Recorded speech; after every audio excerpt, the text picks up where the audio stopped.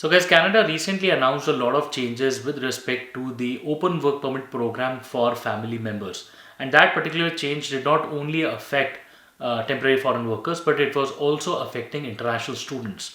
So guys, in this video today, we will be talking about the open work permits for spouses and common law partners for international students specifically, because these details have been finally updated by IRCC on their website.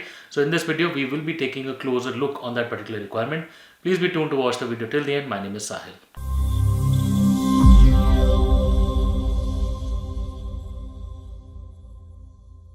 Guys, welcome back once again. My name is Sahil and I'm a regulated Canadian immigration consultant and I practice here in Ontario. My office is here. If you have to get in touch with me, my number is on the screen and the details are there in the description box. More than happy to speak with you. Before we proceed any further, please make sure that you hit the subscribe button and the bell icon, because we talk a lot about Canadian immigration. And if you are an aspirant to moving to Canada, then this is the channel that you must be subscribed to all the time. So guys, we are discussing the recent changes which have been announced by the IRCC, which is the Canadian Immigration Government. The government really wants to make a lot of changes to the open work permit program for spouses and common law partners of international students in Canada. After all the wave of changes that have been introduced last year in the year 2024, today we are here with bulletproofing this particular program with the kind of changes that have been announced recently. Now, to be more specific, open work permit is not a luxury that can be enjoyed by anybody outside Canada or inside Canada. There has to be an eligibility attached to it. It's like, for example, you cannot just apply for it. You need to be eligible based on certain situations and conditions where you might be in while you're inside or outside Canada. In this particular situation, there are two parties involved. One is an international student. Second is the spouse or common law partner of the international student. Now, for the spouse and common law partner to apply for an open work permit, basically as an accompanying dependent, the international student must be in specific conditions or must be studying in specific courses. To name a few, the student must be studying in a master's degree program that should be minimum 16 months or longer. The student must be studying in a doctoral program. So one of these conditions must apply to the student. So first one is a master's degree of 16 months or longer. Second, the student can be studying in a doctoral program.